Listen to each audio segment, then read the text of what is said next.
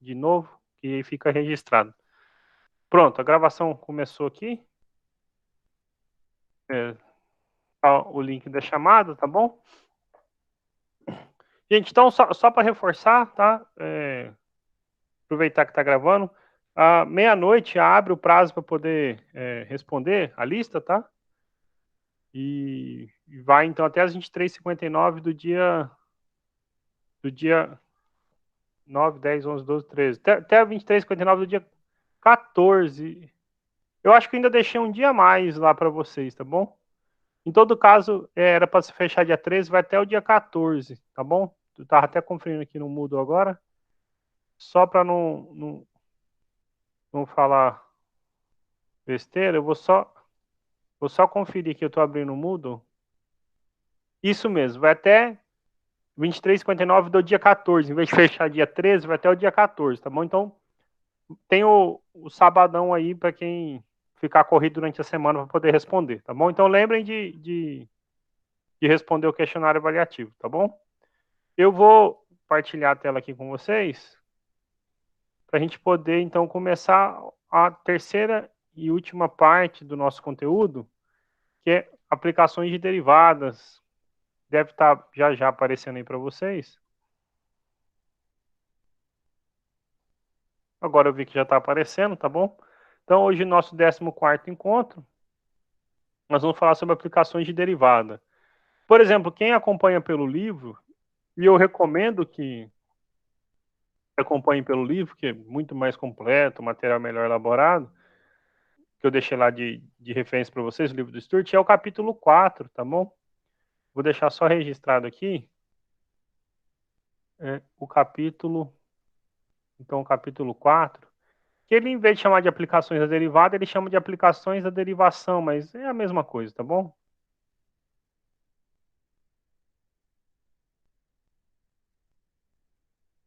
Começa na página 247, introdução, mas 248 mesmo é a primeira sessãozinha que nós vamos falar, tá bom?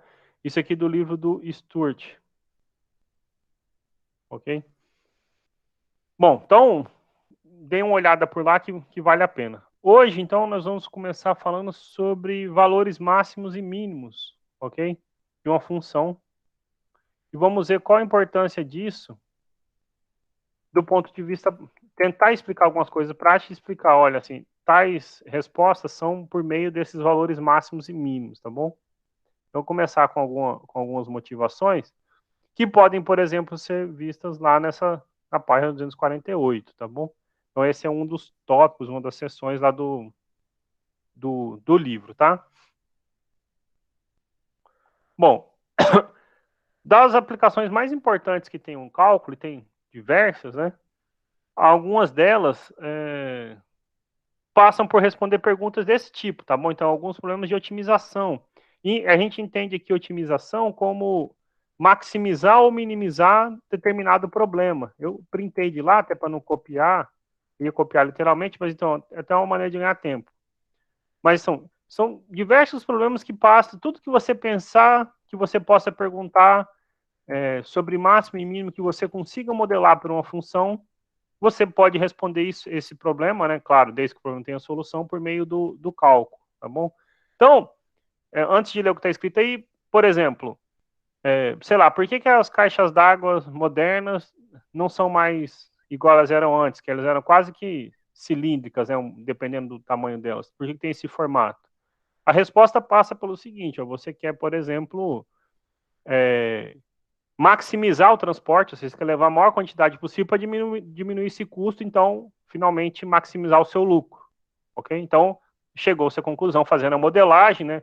Qual o melhor formato possível para uma caixa d'água, ok? Ou sei lá, porque, por exemplo, que as latinhas de milho tem aquele formato, né? Aquele formato que a gente conhece, tradicional, cilíndrico, ok? Então, todos esses problemas visam responder alguma dessas perguntas. Maximizar lucro, minimizar custos, ok? Ou minimizar gastos, seja lá do que for de água, de luz, maximizar a eficiência de uma determinada máquina, de um produto. Esses problemas que a gente consegue modelar por meio de matemática, por meio de uma função, então, matemática, em geral, tem suas respostas dadas por derivadas. Isso são aplicações de derivadas, ok? Então, aqui eu vou ler alguns que o livro deixa lá como sugestão para vocês, que é o seguinte, né? Algumas das aplicações mais importantes do cálculo são problemas de otimização, que é encontrar uma maneira ótima, ou melhor maneira, de fazer alguma determinada coisa. Aí a gente, né, o livro lista alguns problemas, por exemplo, qual é a forma de uma lata que minimiza o custo de manufatura? Qual a aceleração máxima de um ônibus espacial? Ok? Qual o raio de uma. Olha só, isso aqui tem a ver, por exemplo, com problemas de medicina, aparentemente nada a ver com matemática, né? Mas qual o raio de uma traqueia contraída que expele mais rapidamente o ar durante uma tosse? Eu não sei nem ideia de como responde isso, né? Mas, ok? Então, são alguns dos problemas respondidos por meio de derivadas, ok? Sob que ângulo os vasos sanguíneos devem ramificar de forma que minimizem a energia despendida pelo coração no movimento de sangue. Olha só, interessante, né? Então, tais problemas, se puderem ser modelados por meio de uma função matemática, então, e se tiverem solução, essas soluções serão apresentadas por meio de aplicações de derivadas. Okay? Então, assim, bem interessante.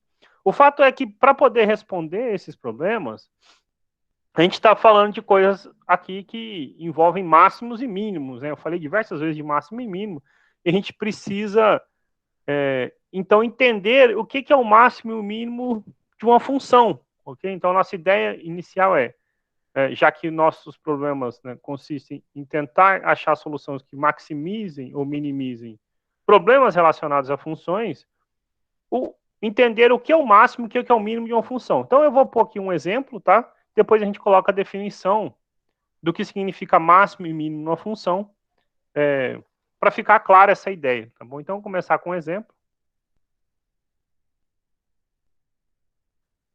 Vamos olhar o gráfico dessa função. Aqui eu tenho um gráfico muito grande, eu vou reduzir um pouquinho.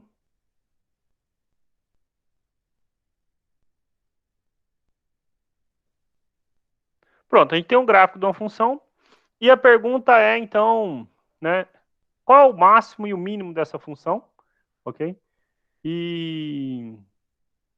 Ou o menor valor ou o maior valor assumido por essa função.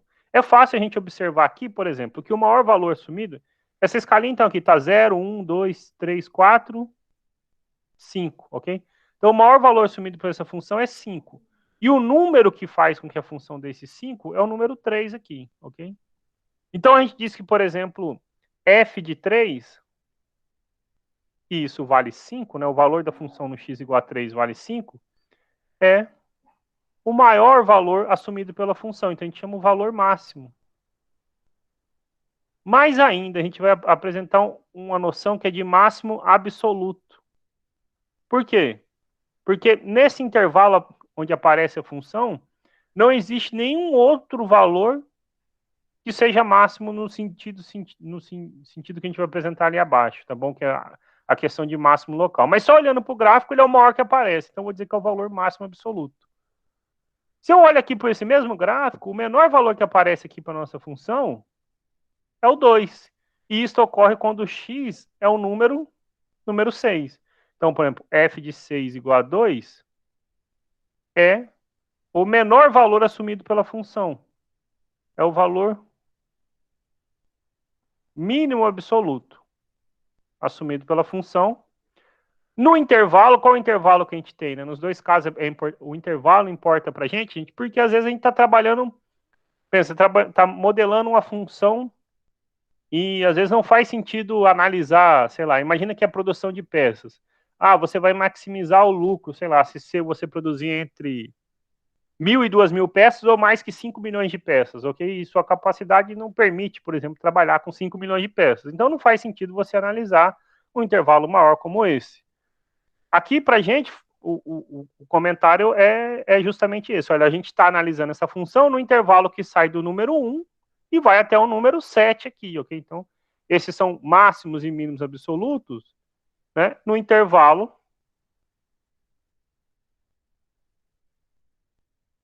onde o x pode percorrer entre 1 e 7. Aí o x pode ser diversas coisas aqui. Poderia ser, como eu comentei lá, formato da caixa d'água, poderia ser custo, poderia ser qualquer coisa, tá bom? O que a gente está fazendo aqui nesse momento é dado uma função, tentar entender essa noção de máximo e mínimo, ok? Para isso não ficar confuso, então assim, a gente põe aqui, ó, a definição precisa do que é o máximo e o mínimo da função. E o que a gente espera que seja o máximo de uma função? Bom, o máximo da função tem que ser um determinado valor, digamos, um f de c, de modo que esse f de c seja o maior no intervalo dado, ok? E, analogamente, ele vai ser um mínimo se esse f de c for o menor valor da função assumido, né, no intervalo. A gente escreve da seguinte maneira, olha, então, definindo, né, definição aqui de máximos e mínimos, e aqui para a gente é a noção absoluta, então máximo, mínimo, absoluto, dependendo do livro pode estar como global, tá bom? Deixa eu só, dependendo pode vir escrito como global da função. Se acontece a seguinte coisa, olha só, digamos, seja C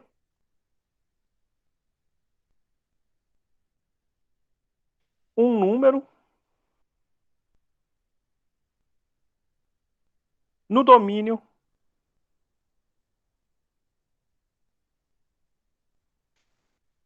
D da função, ok?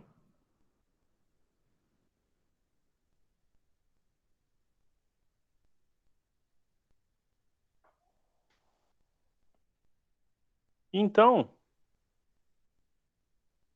dois pontos. E tem A aqui, ó. Eu vou dizer que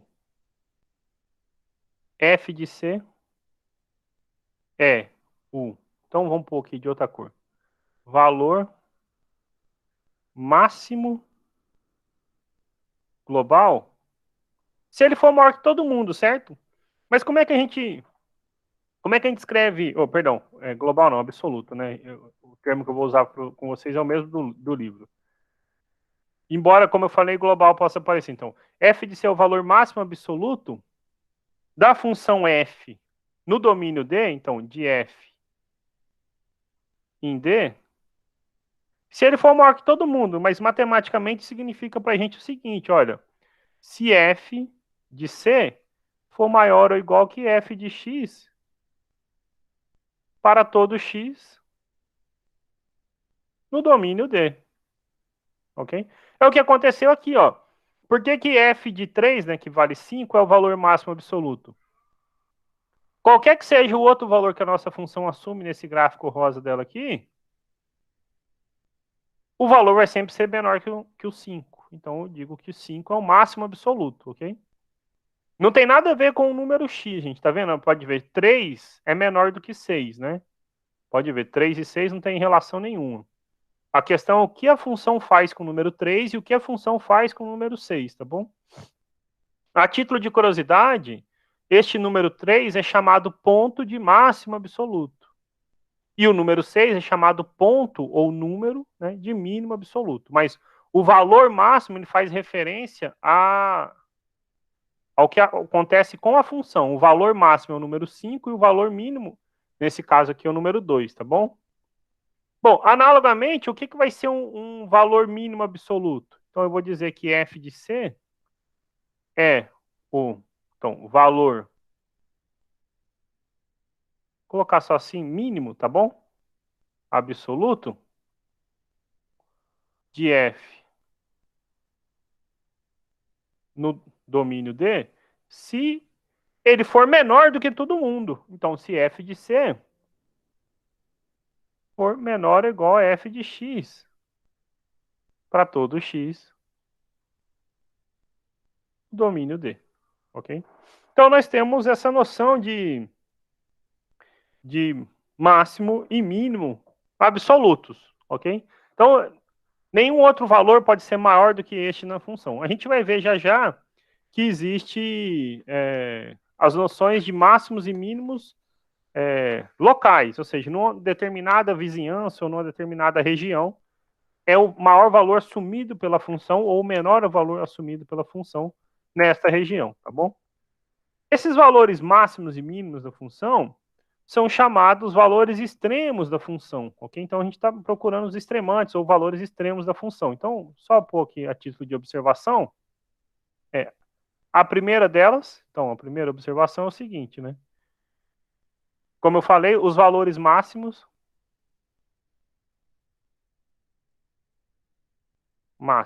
e mínimo de f são chamados de valores extremos de f.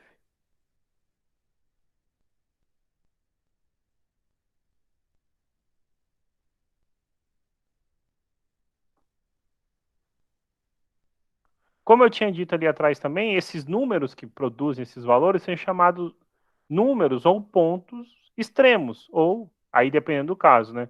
Números de máximo ou números de mínimos, respectivamente o que a função assumir, tá bom?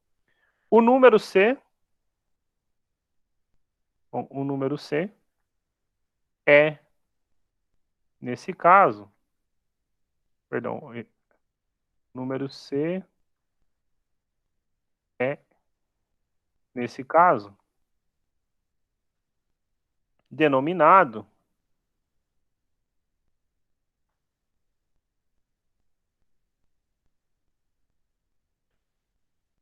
número.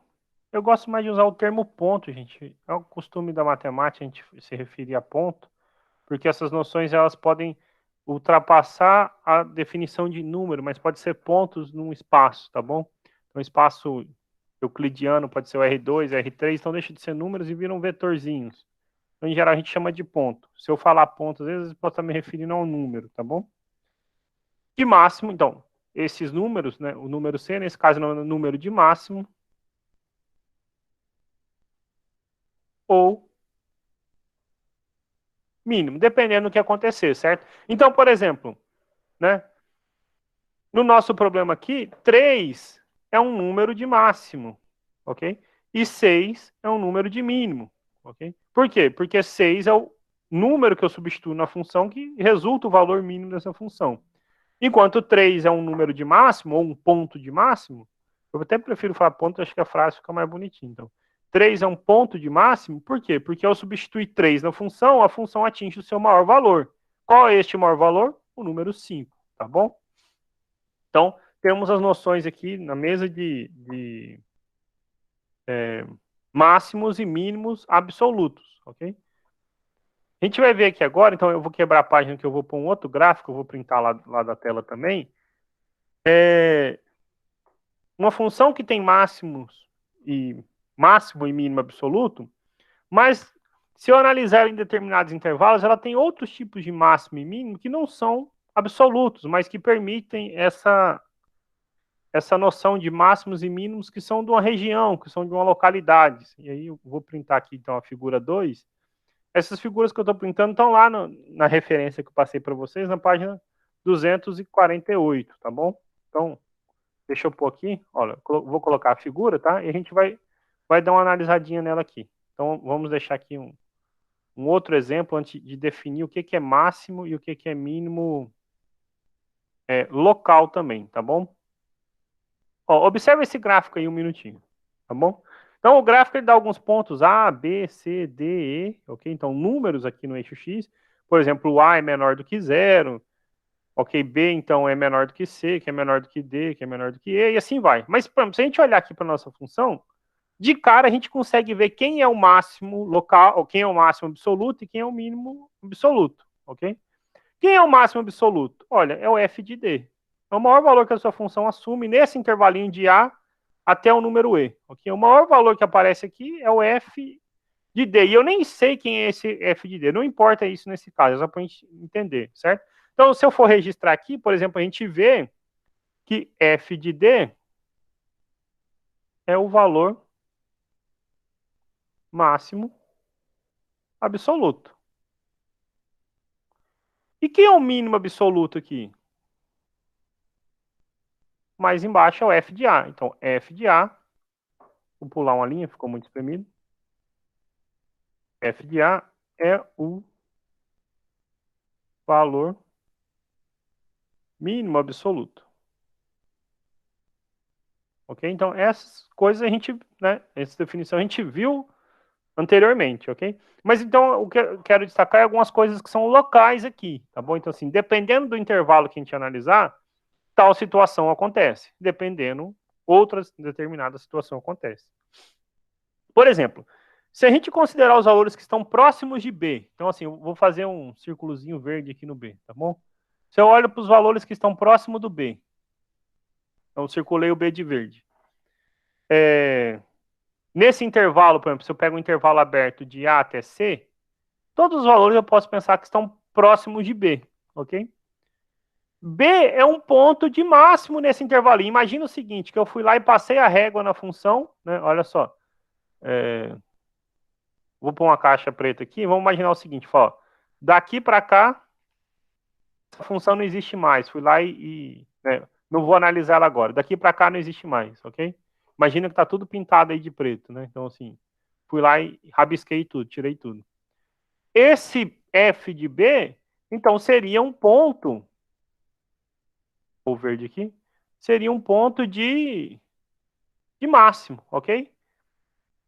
Ele é um ponto de máximo no intervalinho aberto A até C, ok?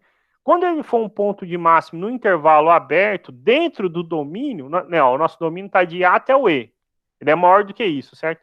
Mas então, num pedaço desse domínio, ele for o maior valor que assume, a gente vai dizer que esse valor é um máximo local. Que local que ele está? Ele está num determinado intervalo contido no conjunto todo. Então, vou dizer, por exemplo, que f de b é um valor máximo local, ok? Então, assim, f de b é o valor máximo absoluto e o valor mínimo absoluto, eles são únicos. Não tem dois valores máximos e nem dois valores mínimos.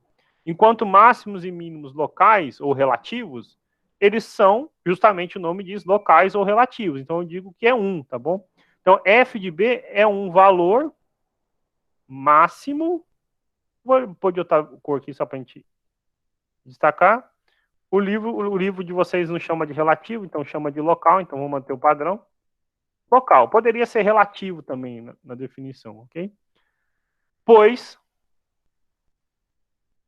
é o maior valor que a função assume no intervalo. O intervalo, então, está contendo esse B, tá bom? Então, qual é o intervalo? AC. Começa em A, termina em C, ok? Então, o que a gente está dizendo aqui, entre outras palavras, a gente está dizendo se ele é o maior valor, o que a gente está dizendo aqui, né, em outras palavras,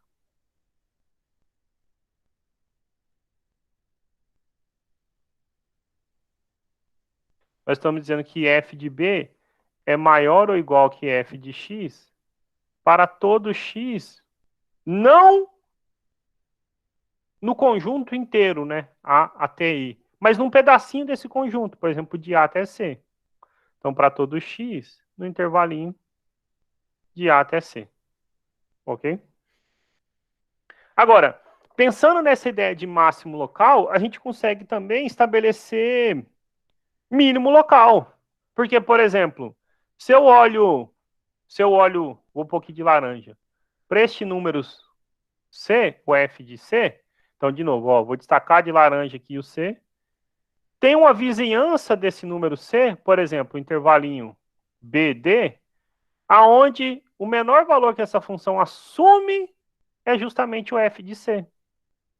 Então, f de C é um mínimo local. Será que só o f de C é um mínimo local? Olha só, se eu... rosa eu não usei ainda. Se eu olho no intervalinho D, E, a função passa um pouco de E, certo? Esse número aqui, que é o f de E, é também o menor valor que a função assume nesse intervalinho que está dentro do conjunto todo da função, do domínio todo da função. Então, nós estamos dizendo, por exemplo, que f de C e f de E são também pontos de máximos, perdão, mínimos locais, ok? Então, vou precisar quebrar a página aqui.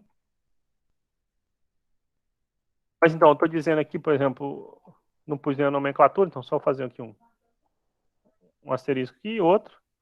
Então, por exemplo, f de C, só subiu o desenho, então f de C, isso, f de C, é um valor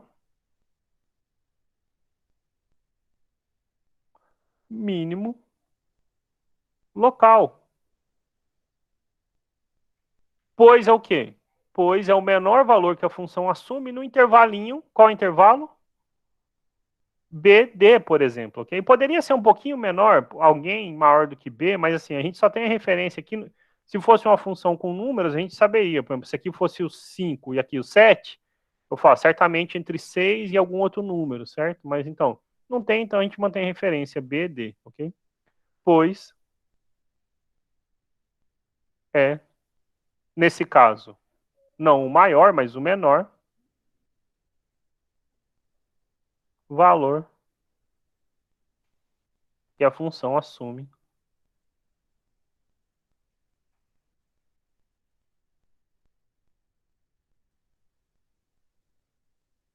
no intervalo.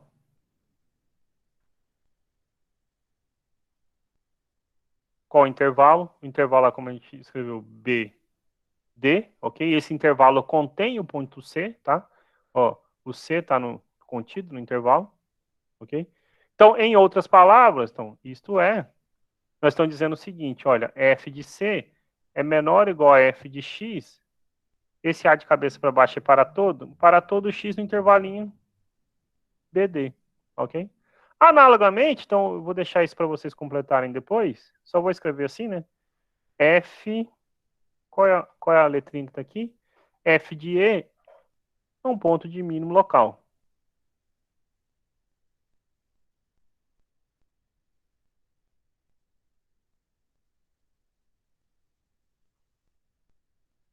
Aí o resto vocês completem, tá?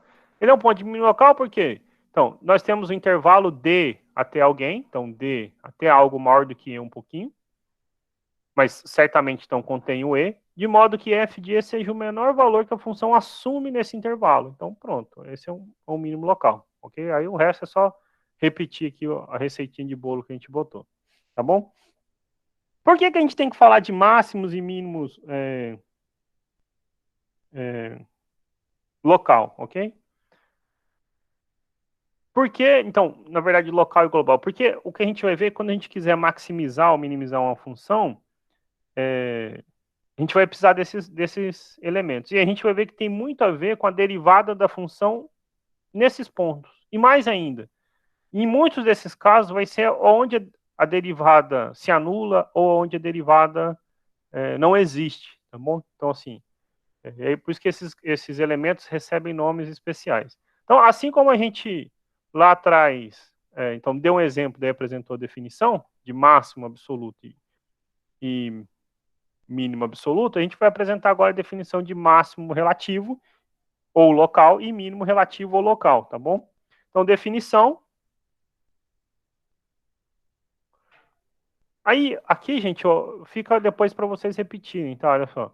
Seja C um número no domínio da função, tá bom? Só vou colocar C pertence ao domínio da função. Então, aqui a definição é sobre máximos e mínimos locais. Pode ser, como eu falei lá atrás, também, dependendo do livro que vocês estiverem vendo, relativo, tá bom? Então, vou colocar assim, seja C um número que pertence ao domínio de uma função. Eu vou chamar esse domínio de D, ok? Então, F é uma função e C está no domínio da função. Então, sei lá, o que é um máximo local? Então, F de C é o valor máximo local se ele for o maior valor numa proximidade ou numa vizinhança, para ser mais exato, do número C, ok? Então, se f de x, perdão, f de C, né? F de x não, f de C, o maior ou igual que f de x para todo x próximo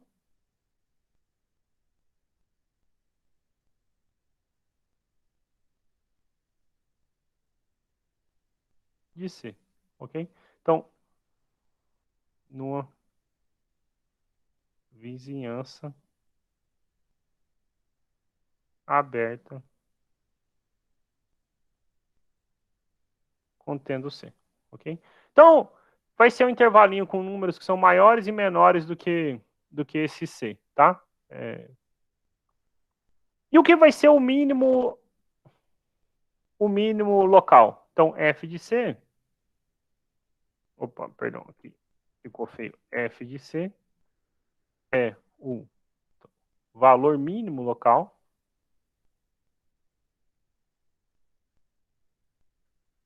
se f de C for menor ou igual que f de x para todo x próximo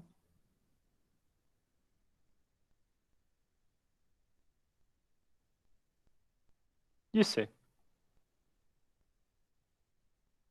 Existe uma anotação para esse vizinhança local, vizinhança aberta, mas para a gente aqui não importa muito, tá bom? O que é importante, gente? O importante, então, para destacar aqui, é que essa vizinhança aberta contenha o número C, ok? Então, ele vai ser um intervalinho aberto contendo C. Deixa eu, já que eu comentei que existe uma anotação, a observação é o seguinte. O que é a vizinhança aberta de um número C, ok? A gente chama assim Vε de C. Isso aqui, então, são os números reais tais que acontece o seguinte,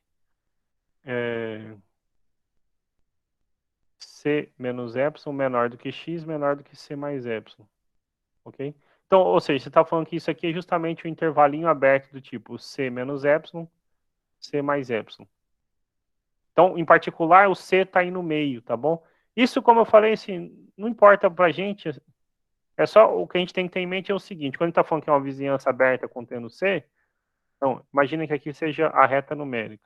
Nós temos os números reais aqui, e o C está aqui. Então, você está falando da vizinhança aberta contendo C, é alguém um pouquinho maior do que o C e um pouquinho menor do que o C. Ok? Esse epsilon aqui na matemática para a gente sempre faz referência a um número pequeno, mas positivo. Ok? Então, contém o número C. Ok? Isso que é importante para a gente. Foi a ideia lá do B e o D. Ok? O que é importante? O C está aqui no meio. Ok? Claro, essa nomenclatura, nada disso a gente vai utilizar aqui, mas é só para ficar claro que existe uma definição formal desse estar próximo e também uma vizinhança aberta contendo C. Ou seja, é um intervalinho aberto onde esse número C esteja lá. Então, por exemplo, se o nosso C é o número 1, uma vizinhança aberta dele, por exemplo, é o 0, 2, ok? Então, todos os números no intervalinho entre 0 e 2 satisfazem. Você tem o número 1, claramente 0 é menor, 2 é maior, pronto.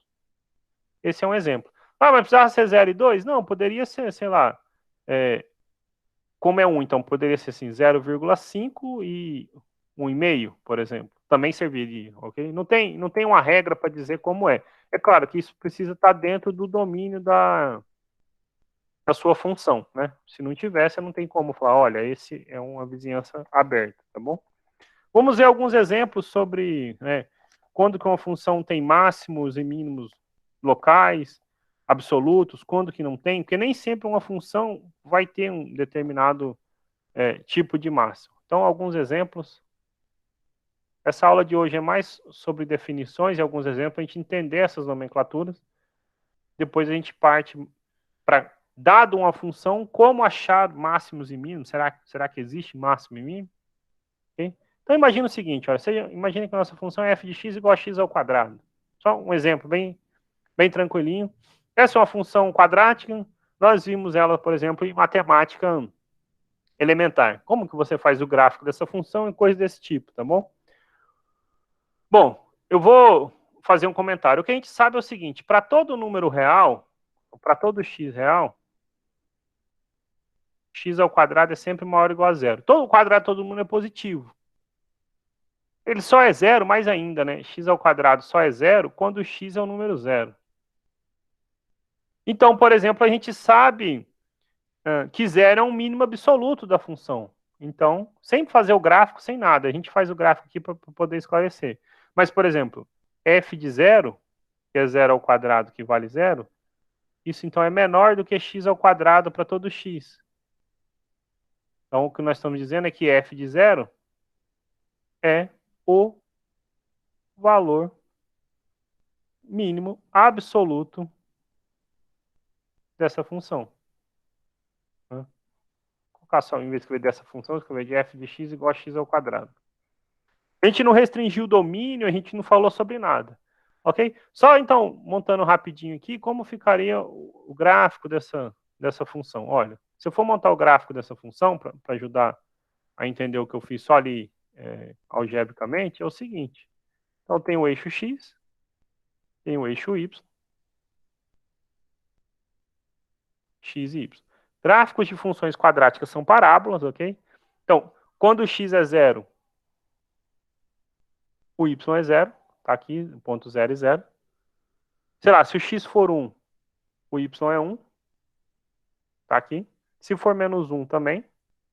Se o x for 2, o y é 4, 1, 2, 3, 4. Já dá para ter uma ideia de como é o gráfico da nossa função. Então, pronto. Esses são alguns pontinhos. Eu já vou escrever os números aqui, tá, gente? Só não ia ficar poluído. Mas o que a gente tem do esboço do gráfico dessa função é o seguinte, mais ou menos. Vou pôr aqui até de vermelho. Ele é mais ou menos... o gráfico que descreve essa parábola é mais ou menos esse aqui. Okay? Claro, aqui não está bonito nem nada, mas dá para ter uma ideia qual é o gráfico da função y igual a x ao quadrado. De fato, observe aqui, vou pintar então de preto. O menor valor que a nossa função assume nesse caso é o x igual a zero. Okay? Mas ainda, se eu não restringir, se a gente não restringisse, pensando que o domínio dessa função, né? Ó, qual é o domínio da função x ao quadrado? Todos os reais. Essa função não tem mínimo local, além do zero, então zero é o único mínimo que essa função tem, e não tem máximo nem absoluto, nem local, ok? Então essa função é um exemplo de uma função que só tem mínimo, e esse mínimo é absoluto. Depois a gente vai ver que a questão da restrição ao domínio influencia uma função ter máximo ou mínimo em um determinado intervalo. Mas do jeito que foi construído aqui, esse é um exemplo de uma função que só tem mínimo absoluto, ok? Vou dar um exemplo de uma função agora que não tem nem mínimo, nem máximo, ok? Se a gente não pensar em nada sobre a restrição do domínio dela. Então, exemplo 2. Imagine, então, que a nossa função seja agora o seguinte, ó, f de x igual a x ao cubo. O domínio dessa função também, então, são os números reais, ok? Se a gente for montar o gráfico dessa função, o gráfico dessa função é algo desse tipo aqui. Então, tem o eixo x, o eixo y. Aqui eu não coloquei as graduações, né? Então só um pouquinho. 1, 2, 3, 4, né? Tinha ficado faltando. E aí depois vocês pontilham aí bonitinho. Pá, esse tá com esse tá com esse. E façam aqui para a parte negativa, tá bom? Mas então, se a gente montar o gráfico dessa função, acontece o seguinte, olha. Quando o x é zero, zero ao cubo é zero. Se o x for 1, o y é 1. Se o x for 2, não vai dar para manter a escala, mas vamos imaginar que aqui em cima seja o 8, tá? Ia faltar a linha. E ela vai fazer a mesma coisa, só que aqui para baixo. Então, assim, ela vai começar a subir aqui, ou então, e para cá ela vai fazer justamente o contrário. Ok? Então, quando for o menos 1, aqui dá menos 1. Quando for o menos 2, então na nossa escala, vamos fingir que aqui embaixo, ela tem que vir passar assim, melhorar esse desenho um pouquinho. Ok? Então, aqui embaixo, encostou aqui, é o menos 8. Como eu falei, está fora de escala, tudo mais, mas é só para ter uma ideia, tá bom? Bom, o fato é o seguinte, essa função, zero, não é um valor mínimo, porque ela continua assumindo valores negativos e não para nunca. Então, ela não tem um mínimo, né? E também não tem um máximo. Então, esse é um exemplo de uma função f de x. Nos números reais, em geral, não tem máximo nem mínimo, sejam eles absolutos, e a gente chamou aqui de global, ou relativos, ok? Locais. Então não tem máximo ou mínimo global, nem absoluto. Ou absoluto, vou escrever.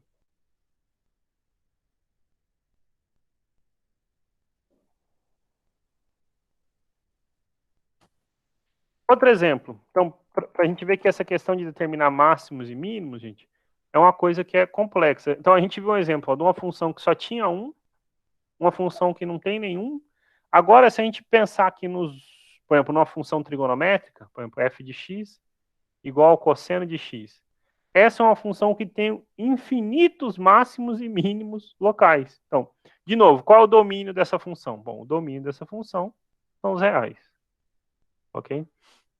Se a gente monta aqui o nosso eixo x e y, o gráfico, então, é uma onda, ela fica oscilando sempre entre -1 e 1, tá?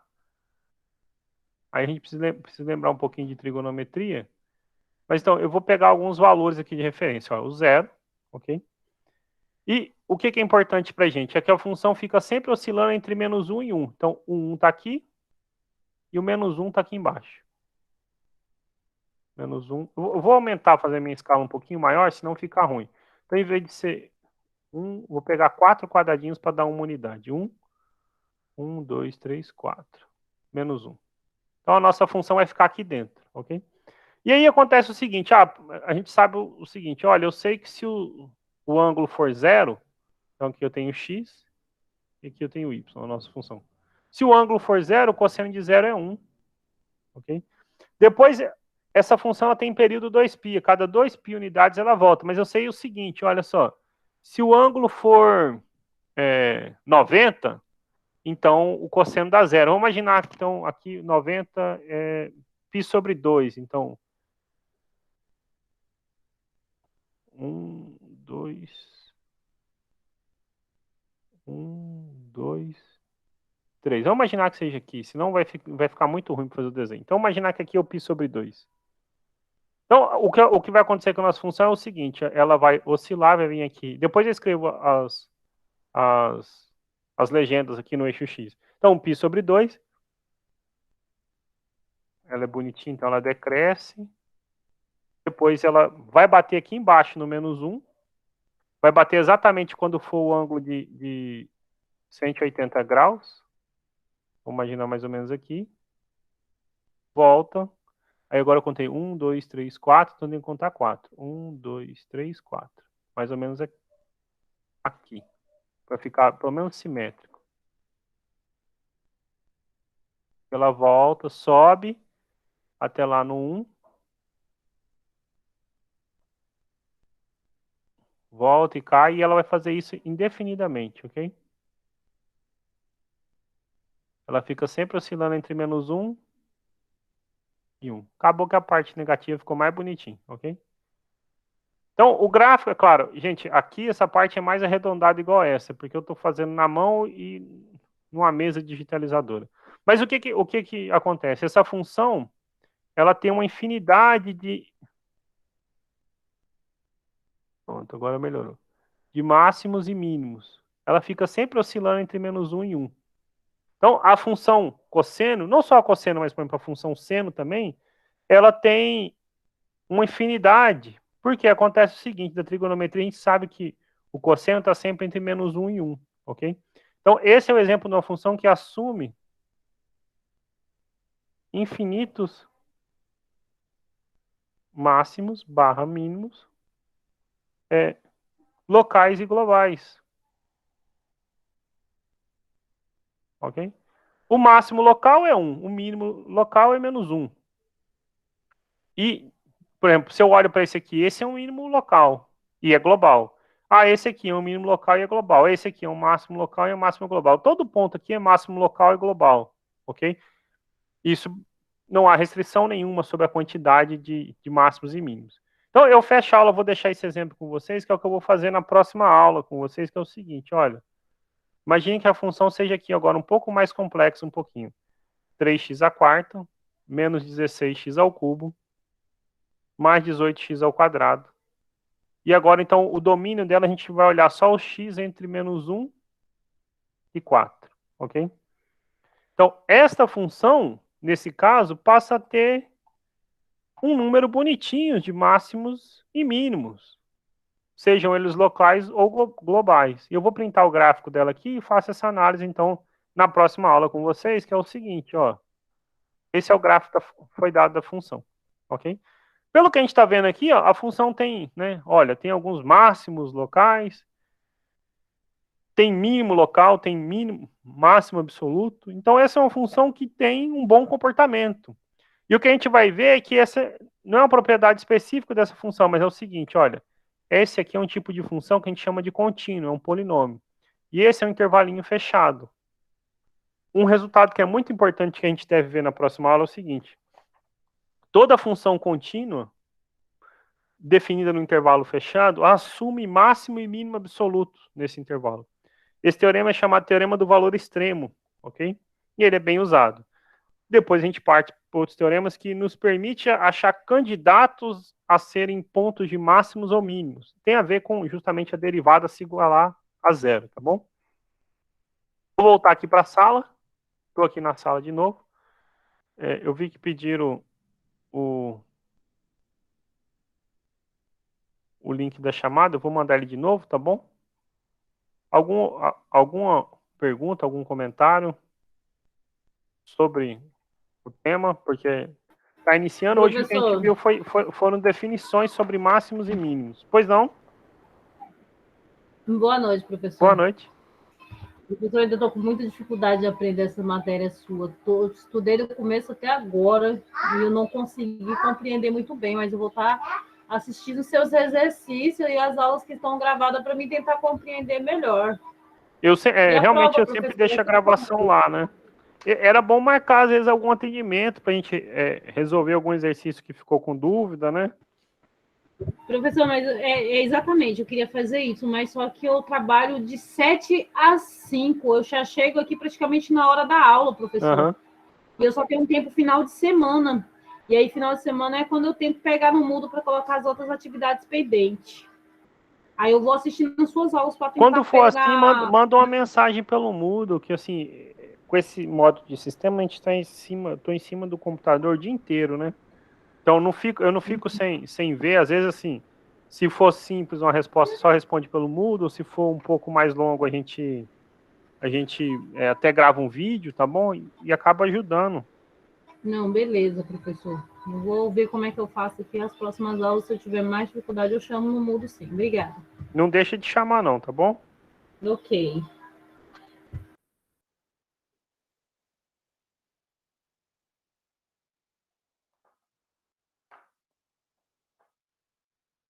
Bom, gente, alguma outra pergunta, algum outro comentário?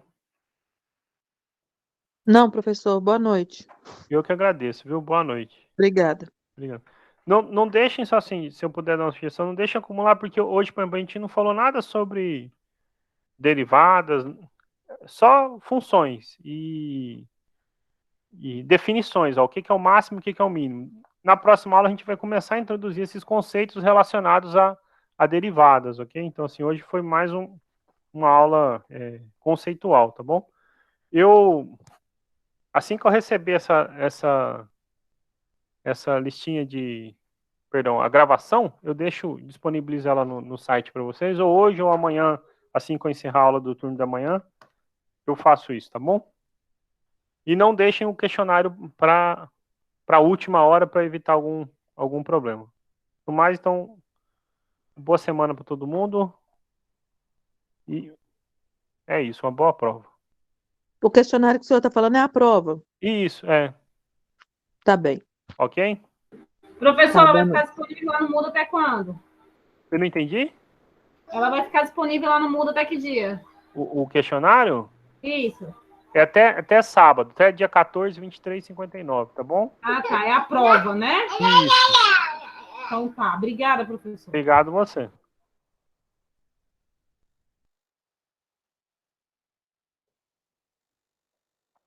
Bom, gente, então eu vou parar a gravação aqui. Boa noite para todo mundo e muito obrigado.